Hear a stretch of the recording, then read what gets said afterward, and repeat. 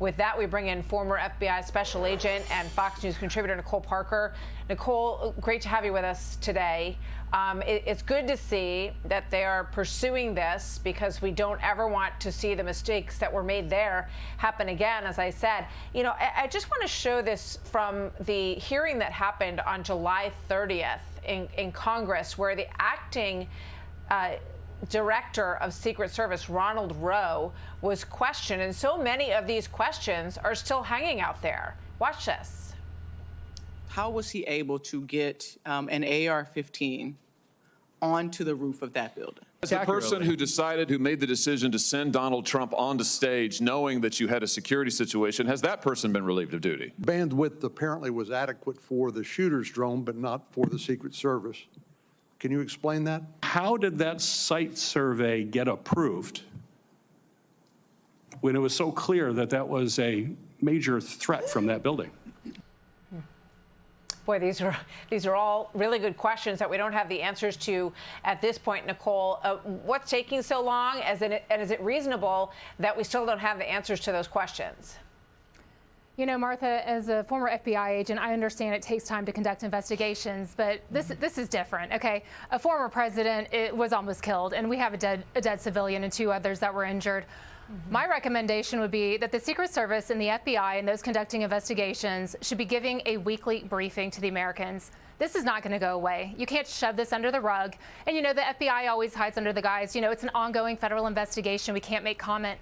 But this is a very unique situation, and people want accountability. They want transparency, and they want consequences. And so far, you know, recently, it was, you know, Friday of last week, that it was announced that, you know, individuals were finally suspended from the Secret Service. They are on administrative leave, Office of Professional Responsibility, OPRs, conducting internal investigations of personnel involved. But yeah, it's been 6 weeks, and people want answers, and frankly, Americans deserve answers in a lot quicker manner than what they're seeing right now. It seems as if those suspensions should have happened right away. I mean, it even could have been presented as, you know, we don't want to cast aspersions or guilt upon these individuals, but obviously we need to suspend them because they were on the detail that day. And once we complete our investigation, if we can exonerate them, we will, or they'll be removed from their positions. I think would have been a very reasonable and I think it would have been a response that people would have appreciated because they would have felt as if action was being taken right away. One of the things that continues to really bother me, and I know it bothers you as well, is why they didn't have communication with the local officials who they put in charge of that area, which was a clear shot to the stage. And I want to remind everybody, Nicole, and I'm sure you remember it, this is Ronald Rowe speaking about why they didn't have comms with the other people they were working with locally. Watch. Technically, you could do it, but it would take a long time to get it done, and for a 1-day or an 8-hour operation, it requires a lot, and it would be months of planning, of knowing that we are going to go to this particular jurisdiction and that we're going to need your frequencies, the keys, and we're going to need to load you into our radios, and you're going to be needed to load it into ours. Well, according to the Butler County Tactical Command, that is not true.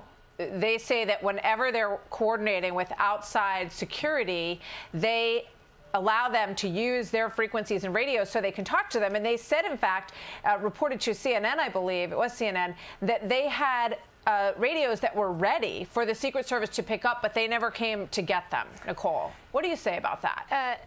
That's gross negligence. Frankly, I've done a lot of operations with local law enforcement. That's typically what you do. That's why you partner with federal and locals, because it is difficult to keep radios sometimes. I do believe that they need to review the technological platform being used across law enforcement nationwide. But yeah, when you're teamed up with a local law enforcement officer, that's why, because then you have their radio, you have their frequency, and you hear all communications. Yeah. For Secret Service to just not even pick them up, that to me is extremely sloppy. Crazy. And I hate to say this, but there are agents from the ground level, boots on the ground, all the way up to the top in management that work in the federal government, and they think, you know what, I can just kind of coast by. Sometimes people get sloppy. No one ever gets fired from the federal government. There's really no consequence. This is a wake-up call. If you're not doing your job with precision and correctly, you should be fired. And let's see what happens after this investigation is completed. I mean, they're so lucky that he survived this. If you know, they didn't have the time to go pick up a radio, they would have heard instantly that there was someone on that roof, and they could have prevented him from even getting on stage if they had known that. We know what the timeline looks like. Nicole, the other thing that's really on my mind is Thomas Crooks and his motivation and who he was communicating with on these encrypted channels. Immediately, almost 24 hours later, they said no connection to any Iranian plot or anything else, which was the earliest assessment that we got. And it always seemed curious to me that they ruled that out so immediately. It may be true, but to rule it out immediately seems a little odd to me. Now we're hearing that the Crooks family is lawyering up with some of the most well-known attorneys in Pittsburgh. Do you think they have anything to hide? Look, I don't want to accuse anyone of hiding anything, but for anyone to come forward shortly after and say there was no connection to anyone, there were no co-conspirators, how do you know? These are encrypted apps. You can't even access the phone. You can't even access the devices. You can't go out and say that. There are profilers from the Behavioral Analysis Unit at the FBI. It takes them a very long time to go through all of the information to gather that. So for them to come out so quickly and say, no, Iran wasn't involved. Look, whether they were or they were not, until there is a thorough investigation completed, you shouldn't be making statements. But at the same time, Americans do want transparency. So again, there's that fine line. You want to be transparent and give information as soon as it is available. But again, don't discount something or count something out until you've actually completed your investigation. Yeah, it seems so odd to me that that was the only thing that they eliminated right away. Everything else, you know, we don't know. The investigation's ongoing, but literally within 24 hours, they said, well, we know there wasn't anyone else involved. Absolutely, he was a lone gunman. There's no questions around this. So it just seems so strange that they could speak so forcefully on that and say literally nothing, not much else over the course of 6 weeks. We're watching these members of Congress head to the microphones with some of what they've discovered today. So control room, let me know when they are, looks like they're about ready to speak. So let's listen in. Hey everyone, I'm Emily Campagno. Catch me and my co-hosts Harris Faulkner and Kaylee McEnany on Outnumbered every weekday at 12 p.m. Eastern, or set your DVR. Also, don't forget to subscribe to the Fox News YouTube page for daily highlights.